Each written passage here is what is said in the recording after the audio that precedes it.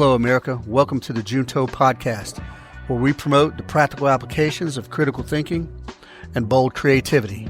I'm your host, Edgar Mills. Thank you for joining us.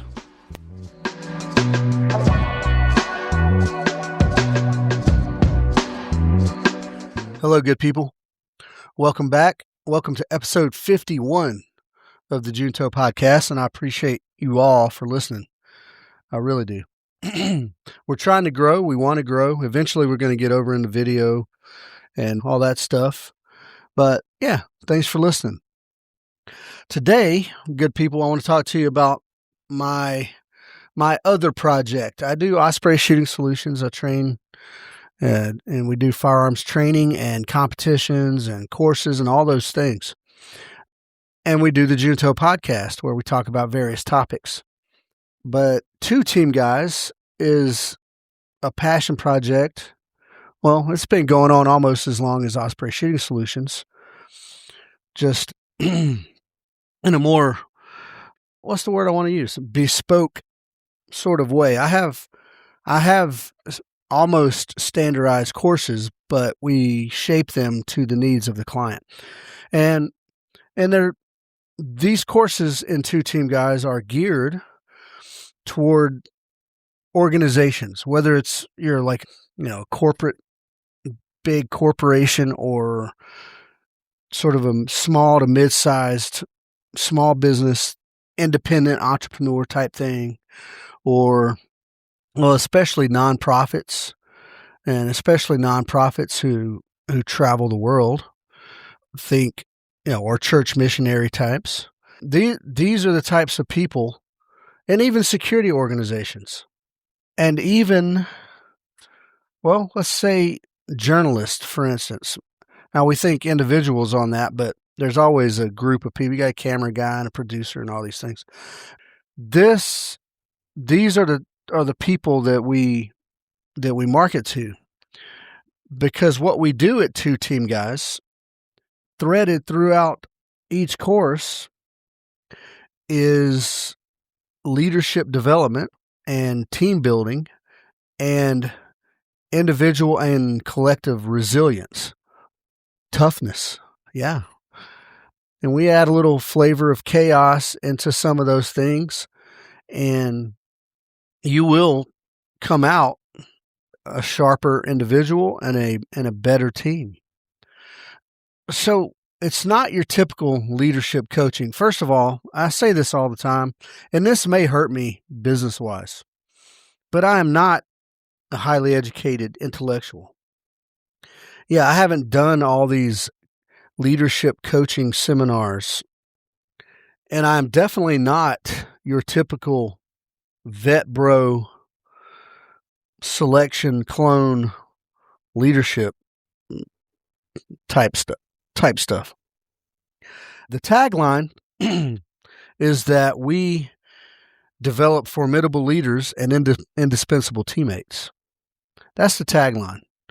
And that, no matter what field you're in, I think that's sought after, no matter what field you're in. And we do this through sort of technical skill and scenario-based courses, and they're challenging, but they're also subtle and nuanced in the way that they get things out of you. And then our motto is find a way or make one. Yeah, it's simple. Find a way or make one. But that motto says a lot, man. It says a lot about getting things done. It says that be adaptable. It says be resourceful. It says be persistent. Yeah. And even accountable. Yeah.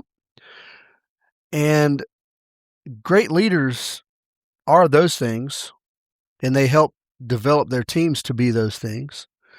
But great leaders also own their outcomes, whether good or bad, and they learn from them. Now, I draw, obviously, I draw heavily from my Special Forces days, right? As far as the leadership and team building goes, because I learned a lot there. And it's a trope, I know, but I wish I knew now. I wish I knew then what I know now. The amount of reading I've done since I've retired, those things could have shaped me way better. But as it is, I was shaped by good and bad leaders. I was shaped in combat. I was shaped as a leader, even just learning through trial and error. Yeah, trial and error. That's right.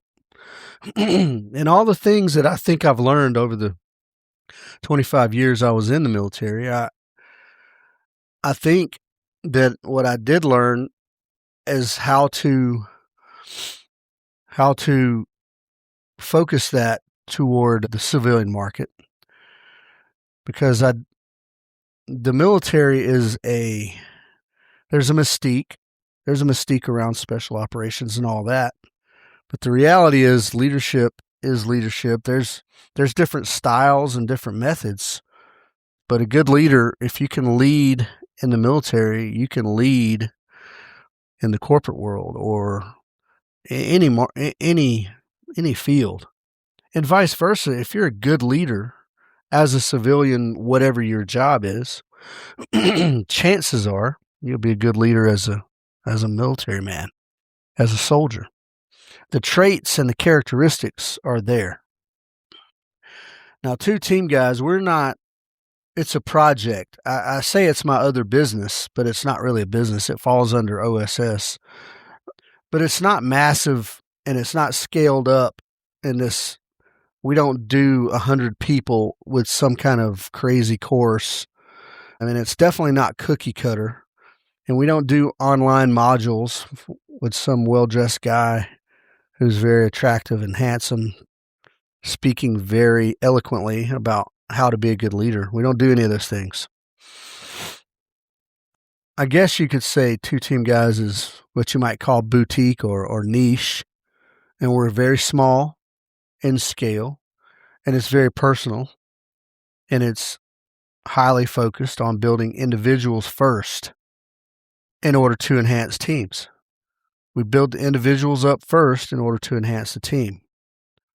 I choose to stay small by design. I mean, yes, I would like to get insanely rich and wildly successful, but even then, I would choose to stay small, because where the goodness is, small groups. I think small groups, you learn more, you get more out of it, you get more one-on-one time, you can ask questions, you can have meaningful conversations in small groups. And yeah, we have our capacity out here physically is small. I have a small, what I call a team room or a classroom, but yeah, I mean, people can stay in hotels and things like that. That's not the crux of why we choose to be small. I like the intimacy of it. I like the hands-on, intimacy. Any organization, big or small, also deserves affordable access, right? Some small companies, some small nonprofits, they're priced out of the market when it comes to getting this enhancing training, this team enhancing training. So yeah, we're affordable, and that's by design. And some people think that's a bad business model. I'm not getting rich, like I said, but I think the return on investment for you is it's substantial. And well, there's plenty of studies out there that show that when you invest in leadership and team development as a business, that the return there is exponential. And I read one thing that said for every dollar invested, you get $7 in returns through, boosted sales, better employee retention, the ability to develop your people from within instead of having to hire outside. Yeah, there's there's the financial piece of that. And then there's just the work environment. I mean, the better the leadership and the better the leaders can develop a culture that, is a lot of things, welcoming and stable and appreciative of the efforts that your people put in. You will keep your people and they will perform. So if you're a boss man, if you run the show, if you're a CEO or a director or the head of some organization or agency, you can level up personally here. And like I said, we focus on the individuals, but that will directly translate to team dynamics. Our courses are immersive in that once you start. It's not, yes, we have classroom and we have field stuff, but once you've started, you're in it, right there.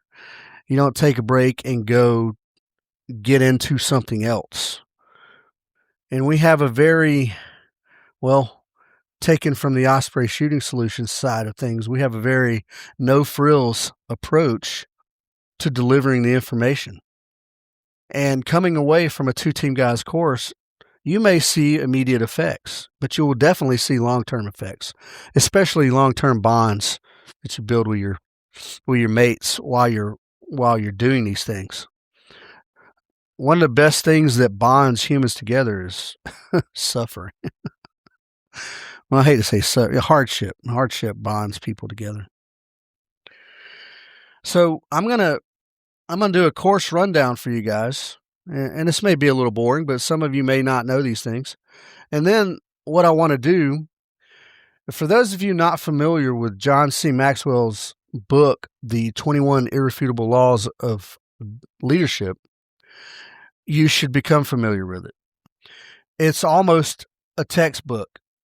It was written, I want to say, in the 70s, and it's been revised over the years, and it's as relevant and factual today as it was then. And it's almost sort of the document of record, for leadership. It reads like a textbook. It almost is. And I think some people even use it kind of in that capacity to teach from. So what I want to do is kind of relate the things that we do at 2-Team Guys to these 21 irrefutable laws. So first, let's go into the courses. Now, good people, I have designed each and every one of these courses, yes, with feedback from other people, for sure. And I put a lot of, effort, yes, but, dare I say love? I put love into them because I love what I'm doing. And some of these courses may push your boundaries with technical skills, and that's by design. That's to take you out of your daily routine. That's to put you in a outside of your comfort zone, working with these technical skills. And though they may be fun, I think mountain climbing's fun, but it's not the goal. The goal is that you can perform in these conditions while being uncomfortable and kind of in the unknown. And all of these courses build resilience, folks, individual resilience. All of these courses in some way build your ability to communicate directly and, what's the word I'm looking for? Unambiguously. Yeah, direct and clear the communications. Very important. Most of these courses will help you in your decision-making, your snap decision-making process.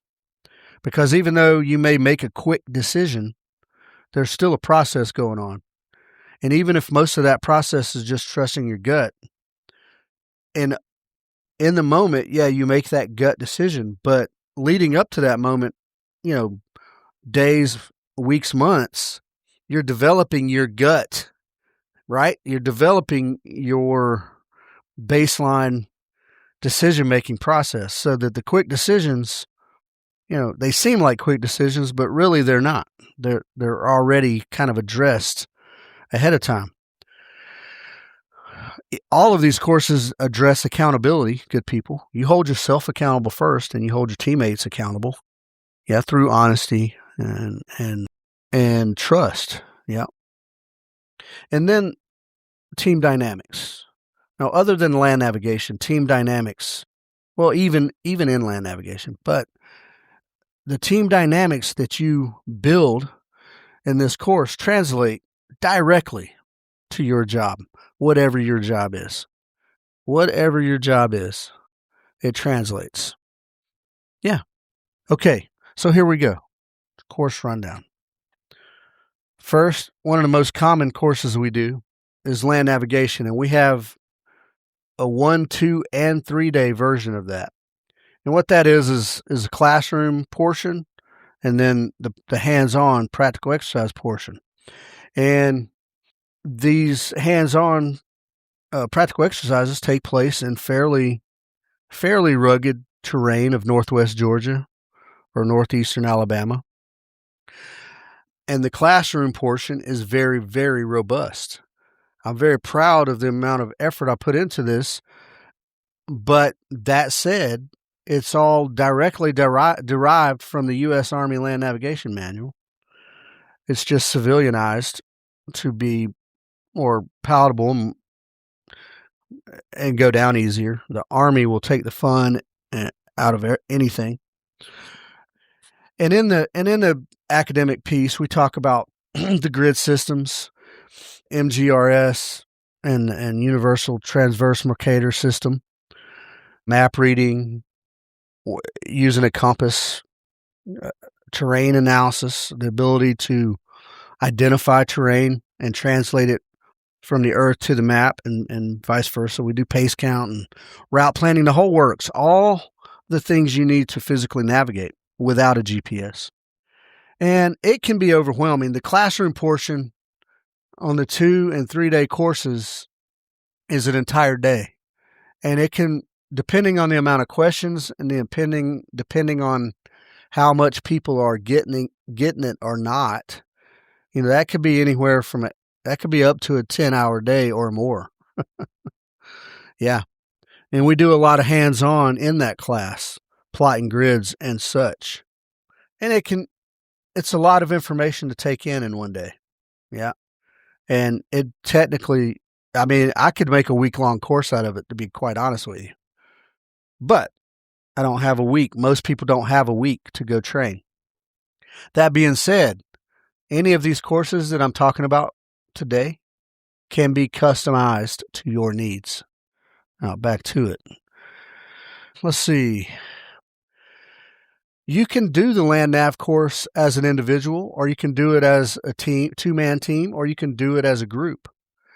There are different objectives for each. Team land navigation is a thing, folks, and that develops a lot of, we find strengths and weaknesses. We find people who can and can't communicate under pressure. We find people who are good at a certain thing. How well can you integrate your strengths and weaknesses with other people when you're walking through the woods at night? Yeah, there's a lot of goodness there. So it can be done individually or as teams. And there's a lot to be said. I did a podcast on the land nav course, so I'm not going to belabor it too much, but it's very good. It's very good, folks. And I'm going to say this about every course, but it's one of my favorites because that is a real life skill. Sooner or later, you will not have the GPS, good people. All right. Let's see what we got here. What's next? Search and rescue mountaineer. Yes. So I just did an episode on mountain climbing, rock climbing. I like rock climbing. I'm not that awesome at it at all, but I like it. It's also a good outdoor skill. But this search and rescue mountaineer course, we do that. We team up with my good friend Nathan Hicks from Higher Ground USA. And this is a 3-day course. And what it is you become a part of an ad hoc search and rescue team tasked to find and rescue injured hiker, from the mountains. And you'll get hands-on training there is a classroom portion, but most of it's hands-on training. And you'll learn different ropes and different knots. You'll learn different climbing techniques. You'll learn rappelling. You'll learn the different haul systems, the 3-to-1 and 5-to-1 systems to be able to pull heavy things up a mountain. A little bit of wilderness first aid. Yep. And all this course, really the practical exercise, which is out on a mountain, folks. We go out and stay out overnight and then wake up bright and early before the sun to go out and find this injured hiker who is stuck on the side of a mountain somewhere. And it's really, really focused on leadership, yes, but definitely teamwork and supervision. And the ability to delegate tasks, to trust your teammates. There's a lot of trust when it comes to mountaineering, good people. A lot of trust involved there with your equipment, and your teammates. So it's heavily team focused, and individually, you'll learn life-saving skills, right? You will certainly boost your confidence because the environment, I don't think it will seem chaotic. I guess when you don't know what's going on in a technical way, it sort of seems chaotic, but it'll help you to, prioritize your emotions there in that moment and to be able to accomplish tasks under a little bit of pressure. Now, I feel pressure every time I'm up on a mountain because I'm scared of heights, but you have to prioritize and get things done. And for the team, it's about executing your assigned role, and whether you may assign specific roles based on strengths, but if you really want to get crazy, you may assign specific roles based on weaknesses, just to develop people more, to put more pressure on. At any rate, either way, it helps to hold people accountable.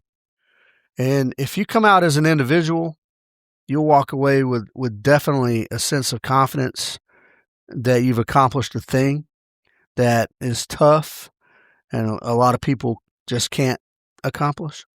And if you come out as a organic team, you will tighten your group dynamic. You will strengthen your team cohesion.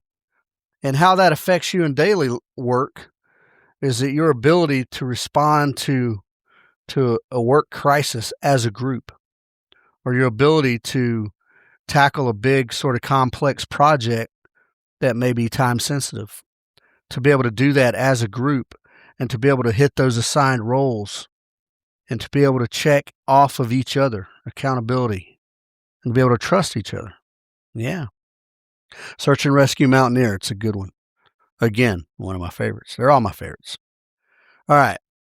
What's the next course we have? Situational awareness. Now, that term gets thrown around a lot when it comes to training. This situational awareness course is exactly and specifically that. It is a 2-day course, 1 day classroom, 1 day in an urban center. And it's completely focused on you being able to identify red flags and threats out in the wild and to institute some avoidance measures. The best way to the best way to survive violence is to avoid violence. And even though I train firearms and everyday carry and all that stuff, nobody wants to shoot anyone. And nobody wants to get into a altercation where someone may lose their life, maybe you.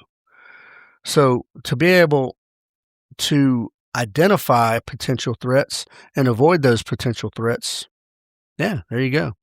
That's a win. And in the class, we go over different methods of identifying red flags and different characteristics and behaviors.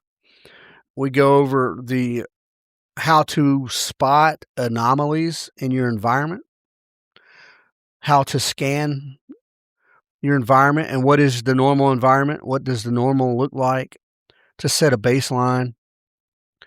We go over little mental risk assessments. And some people will tell you, I'm going to use the analogy. There's a guy that he was one of my instructors in small unit tactics, and now he does his own. He retired and he does his own private stuff as well when it comes to shooting and things like that, and security advising.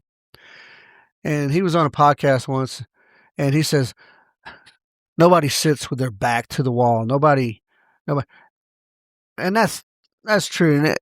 And that's almost impossible to sit with your back to the wall any place you go when you go to a restaurant or whatever.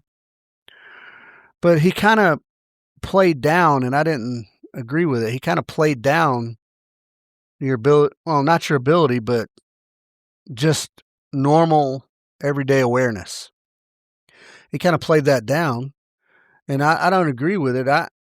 I'm hyper alert and hyper aware. I don't sit with my back to the wall, but I do like to sit somewhere where I can see what the most likely, well, the entry and exit, right? The front door of the restaurant or the cash register or wherever something most likely to happen is. That's a little internal risk assessment.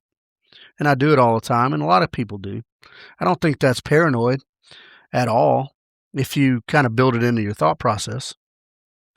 But again, violence is random. So everything we teach in this course is based in sort of surveillance and counter surveillance doctrine.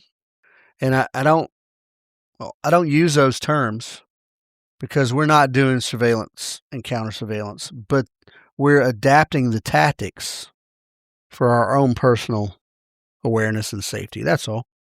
And like I was just saying a second ago, you kind of have this where you're always switched on, and you should always be switched on, especially in a major urban area where the more people there are, you have odds. And that doesn't mean violence can't happen in a rural space or suburban space either, though. But you should always be switched on to a degree, especially when it comes to commuting and traveling and things like that. And then, like I said earlier about your gut reactions, you can develop your gut, all right? You develop it to be aware, to always be scanning and looking for some kind of potential risk. And that's not paranoia. It's not paranoia. It's no different than walking up to a road intersection and looking left and right before you walk across. Now, I know this sounds crazy, but there are people, if the little walk guy is green, they'll facing their phone, headphones on, they'll shoot out straight across that road without ever taking a glance. That's madness. And that's a thing that we'll address in that course. At any rate, situational awareness. That's exactly what it is. Helps you to be more situationally aware, to look out for potential threats. It's the practical exercise you will do in a pair, 2-man teams. And you will walk a designated route, and along that route there will be red flags that as an aware human being you should potentially pick up on. And if you don't pick up on, and then we'll do a debrief, right? See what all you saw out there. And then at the end, we'll do a review, and I'll introduce you to all my role players and show you and tell you all the things that I had set up, and then see how it shakes out. It's brilliant. Is there teamwork involved in here? Not really. If you're going in 2-man teams, yeah, there's teams there. But as an individual, this is a sort of individual resilience course. And it's brilliant. I like it. I love it. Again, one of my favorites. All right, moving on. Long-range evasion. Yeah, now that sounds... I had someone hit me up on Facebook, some rando, who belittled the name long-range evasion, just said it sounded like some kind of militia extremist, whatever, and how in the world could that be translated to corporate leadership and whatnot? Well, it's an experience. It is a course, but I built this straight out of the news. Straight out of the news. If you guys remember a few years ago, there's a guy named Mike Glover, and he used to have an organization called American Contingency. And during this time frame, now, let me back up. For some of you may or may not know Mike Glover, and you have feelings about it. He's a controversial figure now, former Green Beret, former CAG support operator, whatever. And he did field craft survival, and he did some other things, and whatever you feel about him, right? Well, I know Mike. We were in the Q course at the same time and 10th group at the same time. We weren't homies, but I know him. And I do know this, that American Contingency is not, never intended to be a violent extremist militia. But a few years ago, the FBI labeled American Contingency as a violent extremist militia. So, based on that storyline, I did the long range evasion course. And this is a fictitious scenario that you are a part of an organization, a group, and your group has been labeled. And now your group that has been labeled is now starting to be arrested. So you can take your chances with the feds, or you can evade. It's a physical event. It's not about evading the law, good people. It's a physical event to where you have to move across an urban environment and across a rural environment as a team with zero resources. And you are depending on an existing network of people to help you. And this is a very much a gray man, course, to where if you look like 6 or 8 meat eaters walking through Midtown Atlanta wearing your multicam pants and whatnot, you're going to stand out. So you're meant to move in a very low-vis kind of way while people are following you and trying to capture you. And then, that's it. And you have to get from point A to point B. And along the way, there's a cache of stuff. Depending on the weather, you may have sleeping bags and fire starting material. Or you may have, just water and some snackies. And you may not find your cache. What it does for an individual is it sparks your sort of creative problem solving, because there is scarcity there, right? You have an ID card, and I'm messing around with the amount of money you're allowed to have, and that's it. No debit card, no credit card, no cell phone, none of those things. You have an ID card and a certain amount of money. And this gives you some very distinct limitations, very distinct constraints. And so you have to figure all this out, how to get from point A to point B. We don't issue a map. We don't, and definitely no GPS, no phone. As a team, it builds your collaboration efforts. If there's 8 type A dudes all in an unfamiliar space, and they're like, okay, let's go. Well, which way are we going? No, this way. No, it's that way. No, it's this way. There's a lot of that going on. This course encourages, adaptability. You may have to adapt on the move. You will have to adapt on the move. And then what happens is, as the night goes on, because this is an overnight deal, as the night goes on, and you're moving in the wee hours of the morning and people are getting grumpy or tired or my feet hurt, you start to see personalities emerge. And then there's natural well, leaders will emerge. Those who are naturally leaders will emerge. And as you guys are doing these things, you will either expose some friction and then you will fix it and strengthen bonds, or you will carry on with the friction and you may or may not accomplish your goals. This course, there's a physical aspect. You don't have to carry a lot of things, but you do have to move a long way. And you have to make on-the-move decisions. And this sets you up for making these on-the-move decisions with minimal resources in your own business. And it helps you to be able to come together as a team to pivot as needed, to adapt your strategy as the situation dictates, where things are beyond your control. Yeah, you can get a lot out of it based on whatever your objectives are.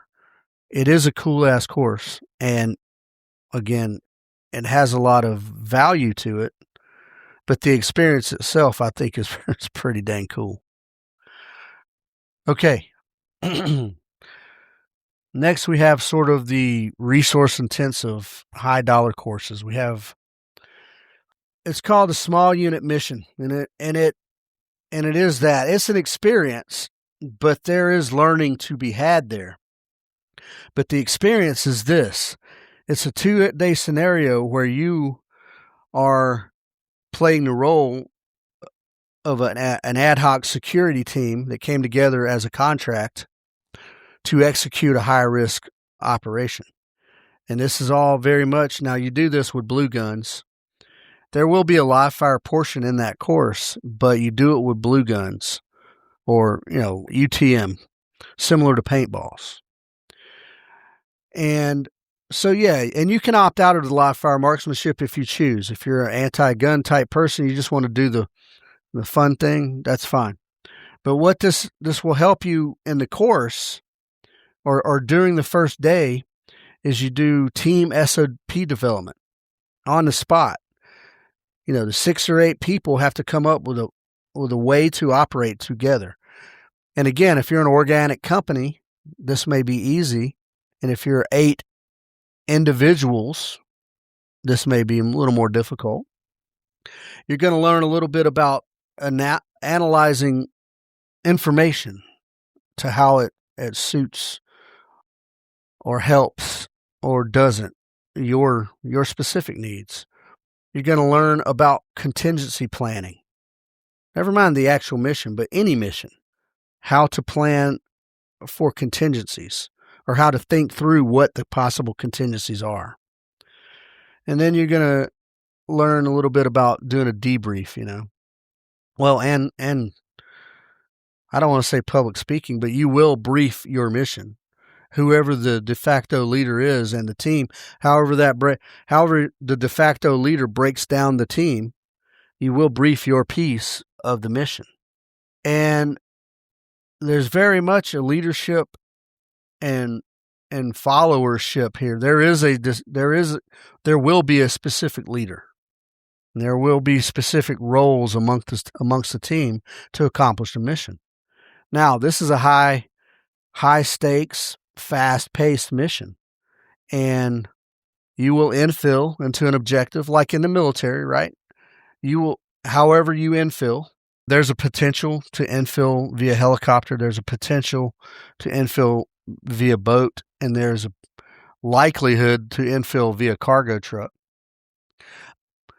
But you will infill, you will execute, you will exfil, and you will be under a very tight time limit. And it's a very no fail sort of framework there.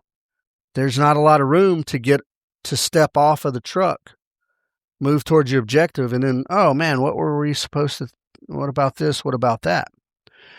And this is very much an opportunity for, as a team, because you're going to have to sync different elements of your team to hit this objective. And there's a level of trust. There's timelines that must be met.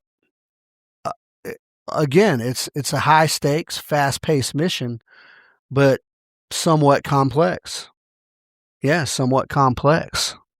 Will you be successful? Can you be? What about the chaos once you hit the ground and the blue bullets start flying? What about when it starts coming up to exfil time? Yeah, there's a lot of stuff going on. The goodness, well, the objective is the experience. It's fun, it's action packed, and you will remember it. You will remember it. You will never forget it.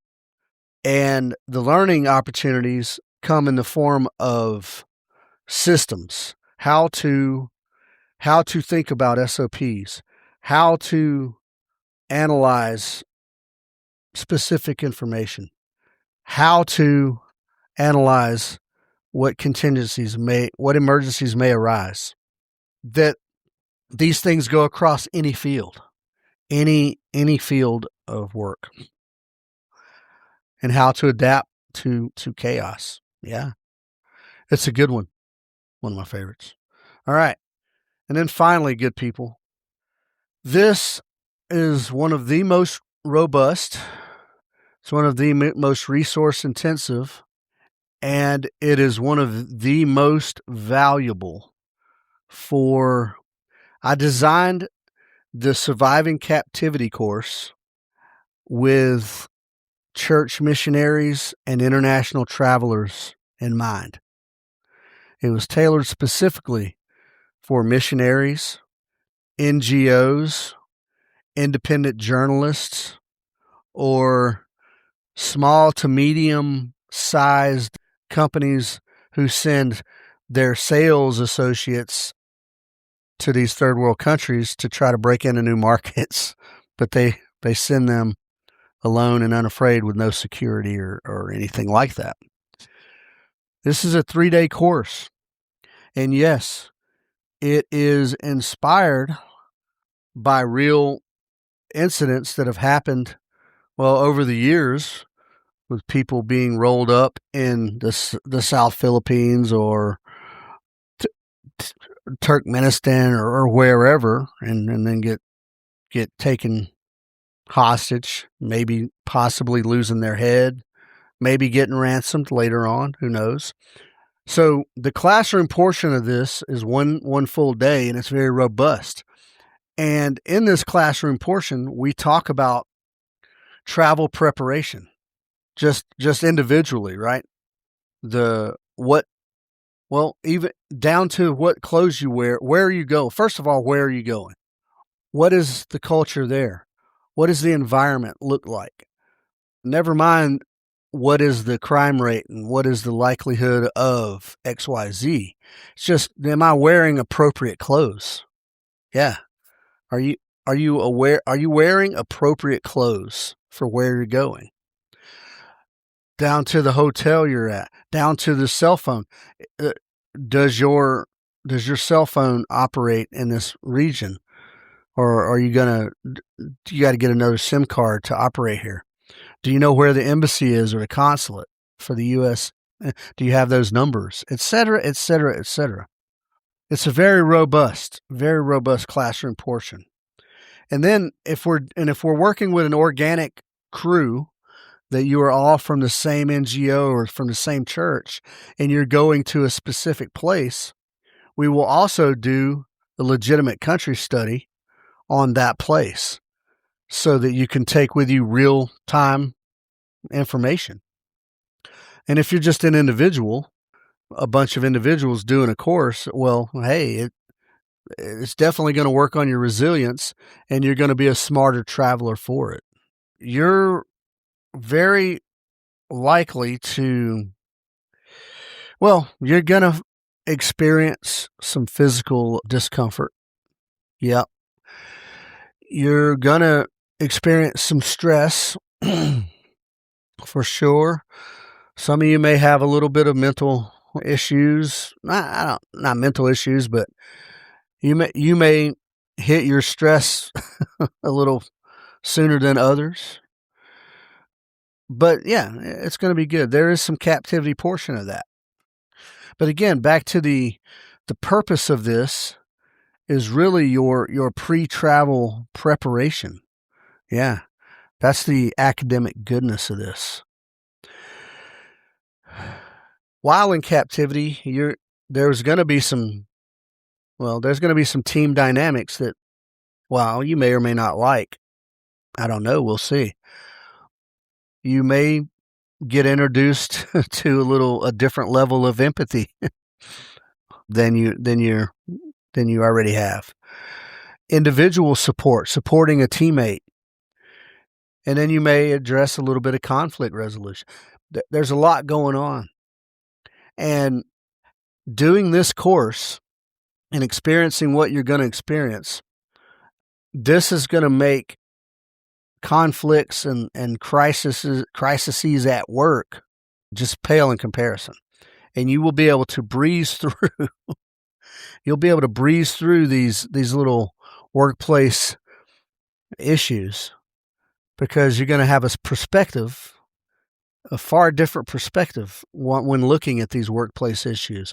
When somebody comes to you all upset and like, oh my God, this is a tragedy, you're going to be like, well, I'm not getting sprayed in the face with a water hose at 3:00 in the morning. Yeah. There's some interesting things that come from it. Now, clearly, it's based on U.S. Army SEER doctrine: survival, escape, evasion, resistance, and escape. But it's not meant to replicate that in any way. That is not the goal of the course. The goal is to give you that level of discomfort and sort of prolonged discomfort to get your mind out of its comfort zone, to get your body out of its comfort zone, and to observe how you react with other human beings who are meant to be your teammates or friends versus how you react with those who have you captive. And then all the pre-travel stuff that's just, I can't even. And there will be a block of instruction in there, folks, on the psychology of violence.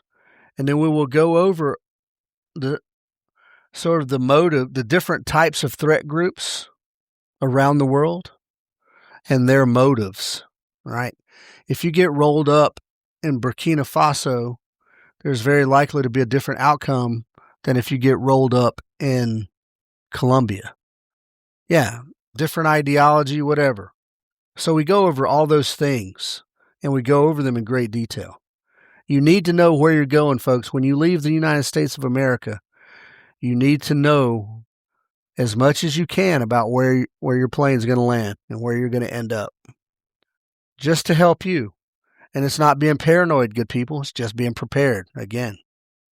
All right, so those are the courses, folks, and I'll recap them. We got land navigation, 1, 2, and 3 day.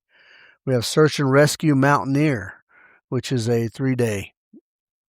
We have situational awareness, and that's a 2-day course.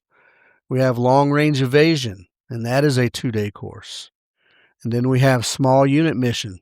That is a 2-day course. And then we have surviving captivity, and that is a 3-day course.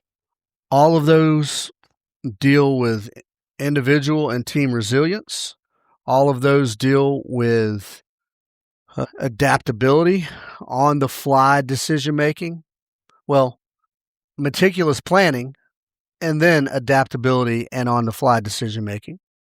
They all, at some level, deal with team dynamics, being a decisive and concise leader, and being a good follower. And they will help you in any field of work that you do. Yeah, I don't care if you're a doctor. In fact, yeah, we had a doctor in one of the courses, or a mechanic, or an electrician, or Fortune 500, company, stock traders, whatever it is, you will benefit in some way, even if it's just individually, but specifically you will benefit your team. Now, I said I wanted to translate those things to John C. Maxwell's 21 Irrefutable Laws of Leadership. None of the things in those courses are random. Everything has a purpose. Everything in every course has a purpose. And they each, in some way, embody some of the Maxwell's 21 laws. Yeah. So Maxwell laid out 21, and we're going to briefly go over them. I'm not going to belabor them. There's 21. But the law of the lid, right? There's a leadership can put a lid on your potential, or it can raise it. It depends on how it is. Is your leadership putting a cap on your team? Or is your leadership capped by experience and knowledge and whatnot? Are you the best you can be? I don't know. The law of influence. Now, this is almost an obvious one, but a good leader has the ability. I mean, that's the Army definition of leadership, is the ability to influence others to want to accomplish the mission. Yeah. By providing purpose, motivation, direction. Influence. Can you influence other people through your actions? Not through your title, folks, through your actions. Yep. And you'll see that in many of the courses, but especially a small unit mission course. The law of process. Yeah, in every business, in every discipline, no matter what it is, there is a process to make things happen. And in mountaineering, for instance, there's a very specific process. The anchor has to be built. You have to have a safety on before you continue on. Every business has a process, and that process, you build habits. You do those things habitually. Yeah, you do those things habitually, subconsciously even. The law of navigation. Now, that's not to mean specific land navigation, but yeah. You have to be able to, as a leader specifically, to navigate your team through hardships, ups and downs, tariffs, never-ending wars that affect the market, or these unnatural market manipulations. You have to be able to guide your team through that. You have to be able to navigate. Yeah. The law of addition. Yeah, that's a good one. I liken the law of addition to being a force multiplier. In special forces, that's a common phrase. Be a force multiplier. We send 12 people to some random country to link up with 200 people to be able to build their capacity to turn 200 into 400. Now that's specific multiple. That's literal multiplication, but you can be a force multiplier by adding skill. By being skilled at multiple things, you become a force multiplier. Yeah, law of addition. Add value. Always add value. The law of solid ground. This is a good one. Trust. Good people. Trust and what's the word I'm looking for? Predictability. That is solid ground. When I know what's going to happen if I'm constantly worried about losing my job, I'm always looking for another job. There may be a lack of trust or just lack of predictability. You may be in some business that's just volatile. It changes all the time.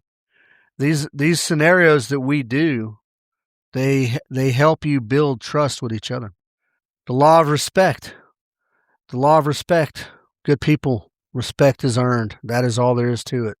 Respect is earned via competence.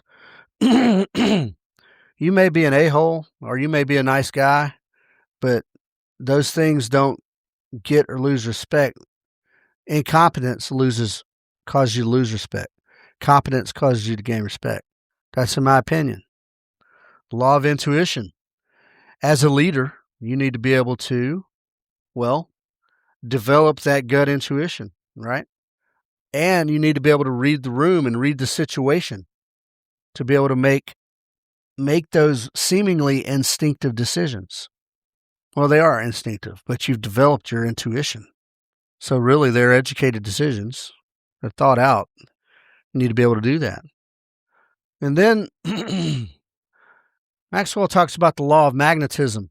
Now, that's not just individual charisma, right? That's success attracts success. That's what magnetism means. A winning attitude will attract people who have winning attitudes. Positive or negative, whatever, winning. Success attracts success. Yeah, you need that. And you'll see that develop in all of our courses. You'll see who the natural leaders who emerge and people who are competent, then people are sort of drawn to them. And they say, okay, this guy knows what he's doing. His abilities draw in other people. Magnetism, the law of magnetism. Law of connection. People are more important than hardware. Yeah, that's a soft sort of tenet of special operations, special forces. People are more important than hardware. You have to have a personal connection of some sort. You don't have to be swinger buddies, right? You don't have to go to the same church, but you have to identify on a human level and have some sort of connection, with your people. And they have to see you as a human being, right? Then there's the law of the inner circle. Even as a leader, you need some trusted sort of advisors around you. They may not be in a leadership position, but you may have a couple of people on your staff who are just wise in the business, right? They know everything. You might have some dude that's been with the company for 40 years. You're new, within the past few years. You're a smart guy. You're the CEO. Of course you're smart, but you got trusted confidants who know the ins and outs of things. You leverage their talent. Yeah. That's a very important thing. That inner circle does not imply keeping others out. That's not to say there's an inner circle of leadership that makes all the decisions without anyone else's knowledge or concern. No, it's an inner circle of trusted advisors who help you to make informed decisions. Yeah, based on all the employees, based on the market, based on all the things. Then there's the law of empowerment. Yes, you have to delegate. You can delegate, what did they say in the Army? You can delegate authority, but you can't delegate responsibility? Or is it the other way around? No. Empower your people to do the thing. That will help build a sense of, trust.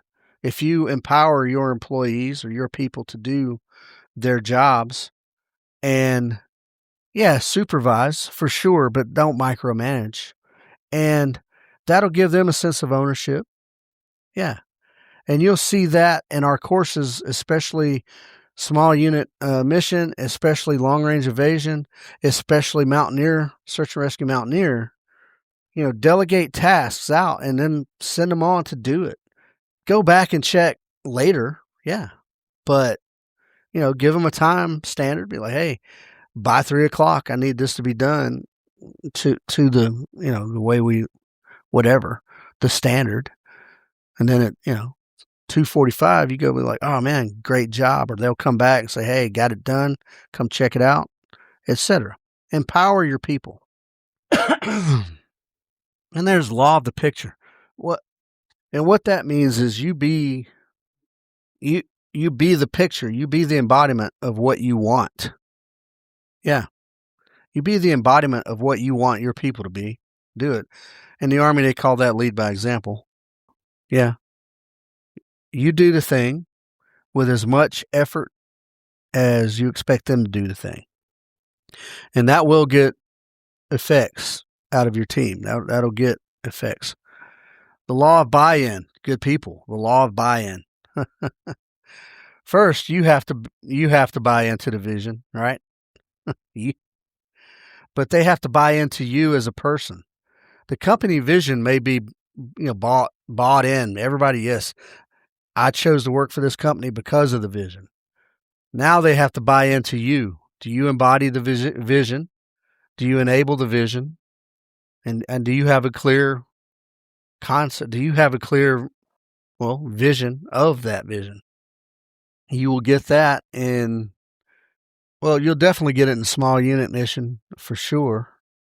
And you'll get it in the long range evasion for sure, because you guys have to come together and have a clear vision before moving forward.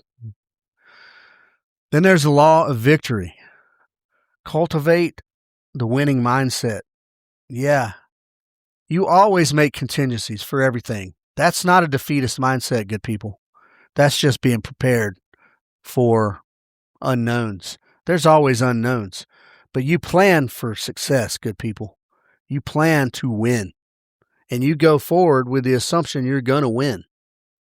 And then you have contingencies, but you go forward with the assumption you were going to win, period.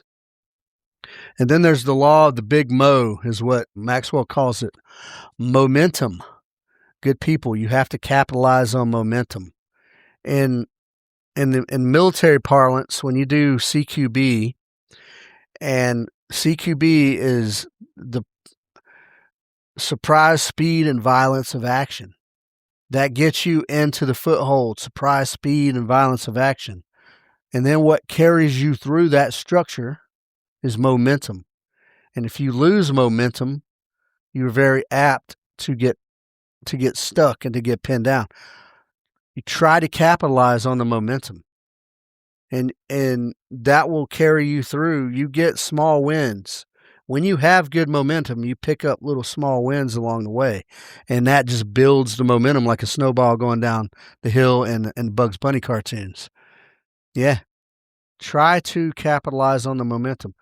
You have to achieve it, though. You have to get there. And then once you get to the point where, yes, we have a good thing, use that. Use the feeling that exists from success, from that win, and use the attitudes, and then boom, parlay that into another win. You'll have a lot of opportunities for that in the courses we have, especially land nav. Momentum, right? You're feeling pretty strong about your route. You find your first point. Oh man, it feels good. Yes, but it feels good out in the middle of the woods, and you found a point on the earth by using a map and compass. Then you got some momentum. Then you're like, okay, based on that confidence, you carry on to your next point. Yep. The law of priorities. Folks, priorities are everything. Life priorities, home priorities, work priorities. Your kids are probably a priority in your life, right? Anything, once you've sorted out priorities as a human, as an individual, or as a business, then you have to work for those priorities.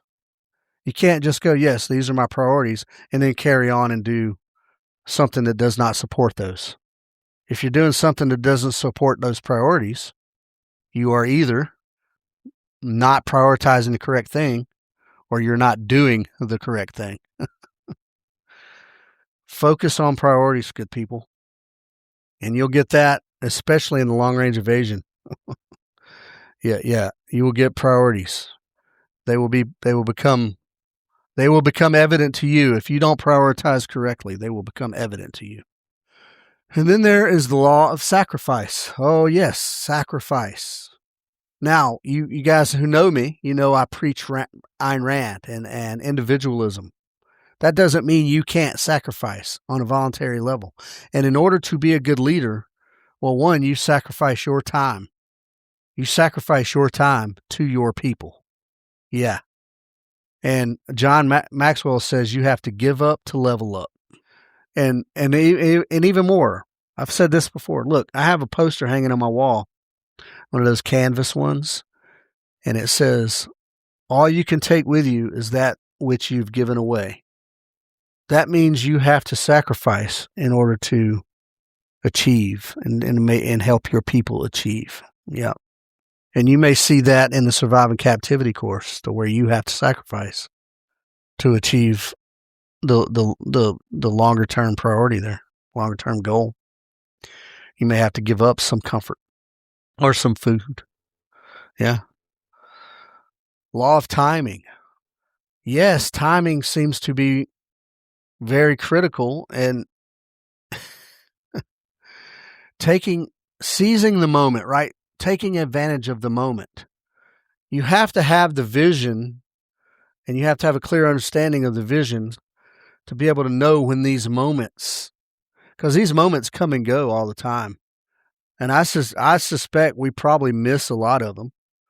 But if you're switched on, you are able to sense the moment, and you're able to take advantage of it. Yeah. Even in a chaotic environment, there are little moments for you to seize that will take you down a better path. You have to be sensitive to them. The law of timing. Yeah, for sure. The law of explosive growth. Now this can be financial growth, physical growth, but I'm talking in terms of growing leadership, multiplying your leaders. Yeah, every good leader should be developing the next generation of leaders. You should be working yourself out of a job, not so that you get fired and someone else. It's so that you move up, they move up, everybody moves up, or you get ready to retire, right? And you're developing the next leader to come in and step in, whether they know it or not. So explosive growth, and a lot of people will talk about sales and things like that. If that's your business, yeah, you always have to be thinking about growth. But in contrast, like I said a little while ago, as far as two team guys, I'm not interested in massive growth, explosive growth. I like steady as she goes. That's where I'm at, because I'm in a pretty good place right now as far as that goes. Explosive growth would create a lot of other issues that, I don't need them. And then there's the law of legacy. This is the last one. Anybody who has spent any time with me knows that everything that I do, especially with Osprey Shooting Solutions and the emerging range build, and especially even with two team guys, is I do this to leave a legacy. My legacy is to my family, my kids, my grandkids. I want them to carry on, if they choose to, the things that I'm trying to build now. Every business, anything out there, I don't care what your business is, legacy should be a thing that you're thinking about. You need to build your company to last. Now, we all know with the emergence and the rapid expansion of AI that over the course of the next 5-10 years, there's certain jobs that are going to go away. Well, you need to get ahead of that, and you need to think about that. You need to understand the law of timing and the law of momentum. And, well, the other things are kind of, I'd say, individual traits. But the law of navigation, you need to be able to navigate your way through, navigate your way through all this emerging AI. Leave a legacy, folks. Don't build a business to where once you go away, the business goes away. Don't build a business to where you don't develop young leaders to come up and take that business over. Once you get old, you're like, well, we're shutting doors. And then your community is like, oh, well, man, we hate to see you go. You've been here for 30 years. Well, develop young leadership to come by and carry on the legacy. I'm all about that. To me, that's very important to me. Okay, good people. That has been my spiel on two team guys.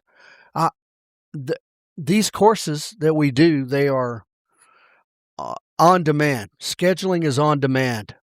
Now, I think possibly this fall, Nathan and I are going to try to schedule a search and rescue mountaineer course. But all the other courses are on demand, which means you need 4 or more people to come together and then try. And what we'll do is you contact me.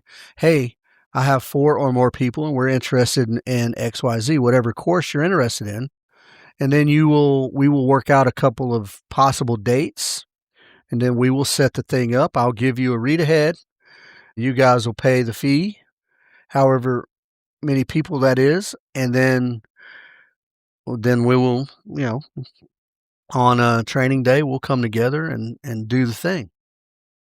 We can talk about different objectives and different outcomes that you hope to see as a leader.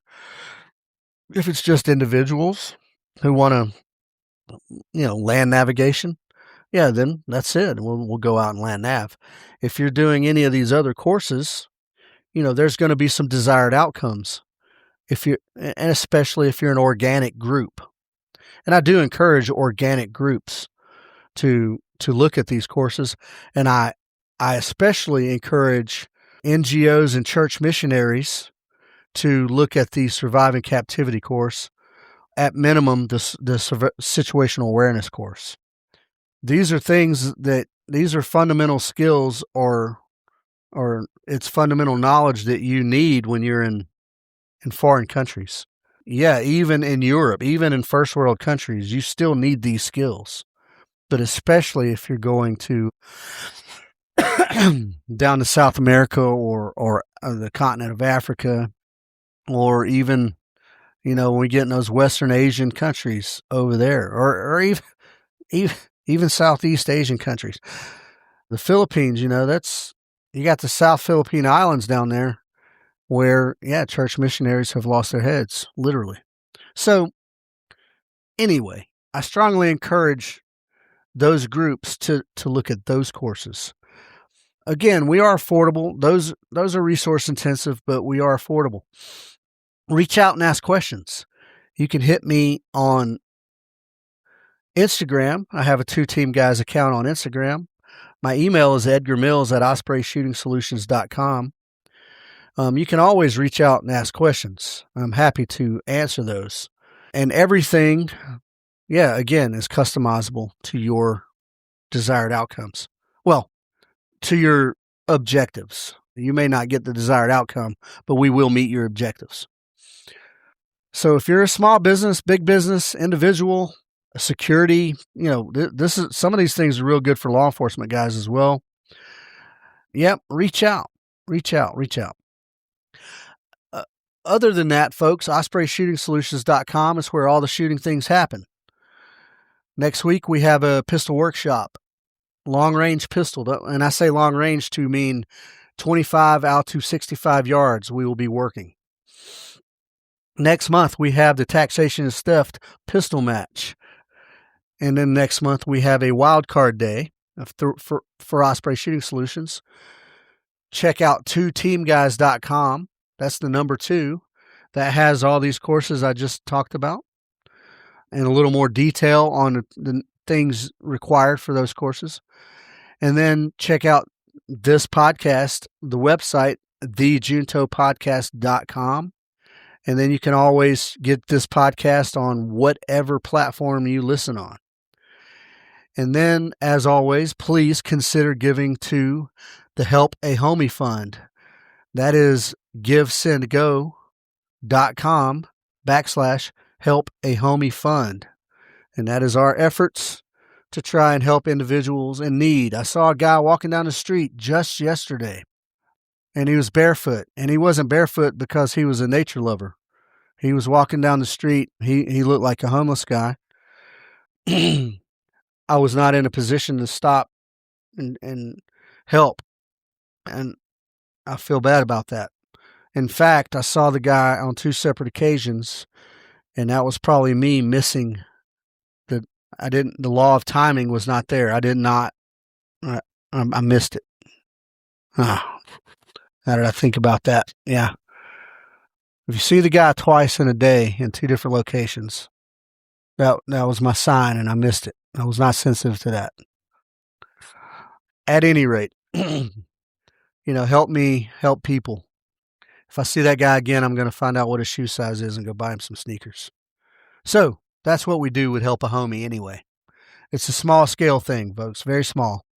But I'm sure that dude would appreciate some shoes. Okay, good people, reach out to me. I'm eager to hear your feedback. I'm eager to hear what kind of topics you want to hear about. I'm also eager to have people on as guests. If you run a thing, if you run an organization, nonprofit, or if you're a athlete and you want to promote your ESPN Ocho obscure sports, come on. If you want to talk about a charity, come on, let's do it. We can talk politics if you want, even. So if you're interested in being a guest, if you think you have some interesting things to say, we can talk about them. Problem is, you have to come here to my house to do that right now, as it stands. At any rate, thank you all for listening, good people. I appreciate you. Please reach out. Take care, and I love you guys.